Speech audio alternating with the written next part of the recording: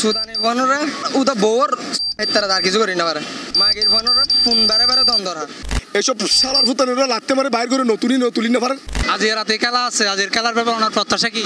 খেলার প্রত্যাশার মারা তুই ইন হন খেলা নাই, খেলা চাইবেন না? খেলা কি খেলা সাথে হ্যাং করে আর খেলা মোবাইল কসম আল্লাহ মোবাইলটা ভাইজা করে যাচ্ছে আমার আমেরিকা তুফানলা ফিরি বিশে টিশার দেয় লোভ দেখাইয়ে এবার লারবে ফানলার আছে যা লাগে মা যতক্ষণ দোয়া করিব ততক্ষণ ইতে জিতিব, তারপর নইলে এই ধরনের কাহিনী করিব। বাংলাদেশ তো কয়েকদিন পর আর একটি মতো আড়ে দেবে কি আর কাফার আর ক্রিকেট খেলি দি আর ইতে তুনো ভালো খেলি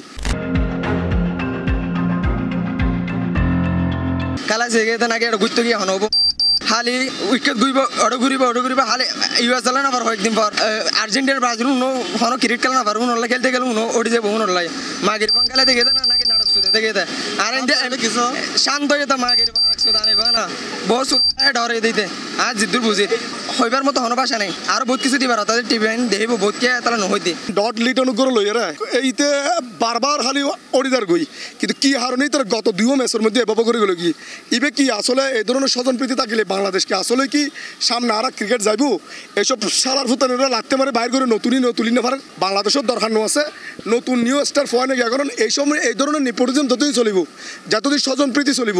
বাংলাদেশের ক্রিকেট কোনোদিন আমি মনে করি ভালো একটা অবস্থানে যাইতো না। পুরো আর লইছিল আর মনে বহুত ভালো খেললাম আর ইউএস এর প্লেয়ার উন বিভিন্ন কান্ট্রি তো কালেক্ট করিয়ে 11 জন মিলাইয়ে দেয় অলরেডি উনার বুড়ার 60 বছর গিয়ে প্লাস উনি থোড়ি তার দে এবার চিন্তা করেন তা আর কি খেলা চাইতাম উনার ইংল্যান্ডের প্রিপারেশন লই দেয় বিশ্বকাপ প্রিপারেশন লই দেখে হ্যাঁ আপনার ব্যাপারে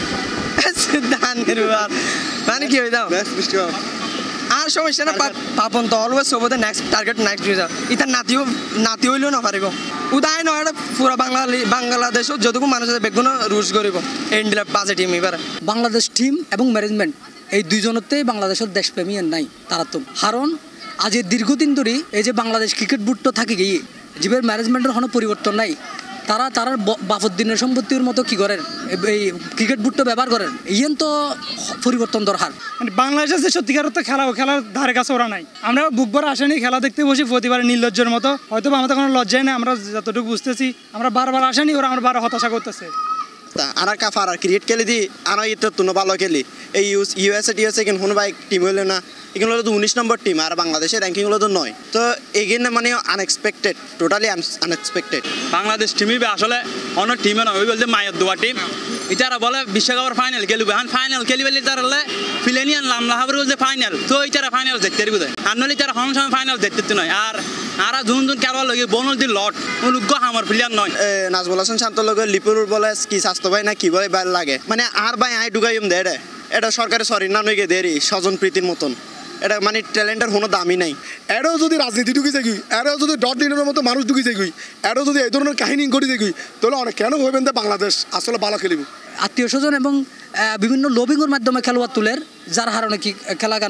খেলার পরিবর্তন হয় বাংলাদেশ সবসময় উলট পালট খেলা খেলেন। তো একটাই চাওয়া বাংলাদেশ টিমের কাছে অ্যাটলিস্ট বিশ্বকাপে যাতে এরকম আর বাজে পারফরমেন্স না করে, আর বিশেষ করে যে ওপেনিং সমস্যাটা এটা নিয়ে যাতে বিশেষভাবে কাজ করা হয়।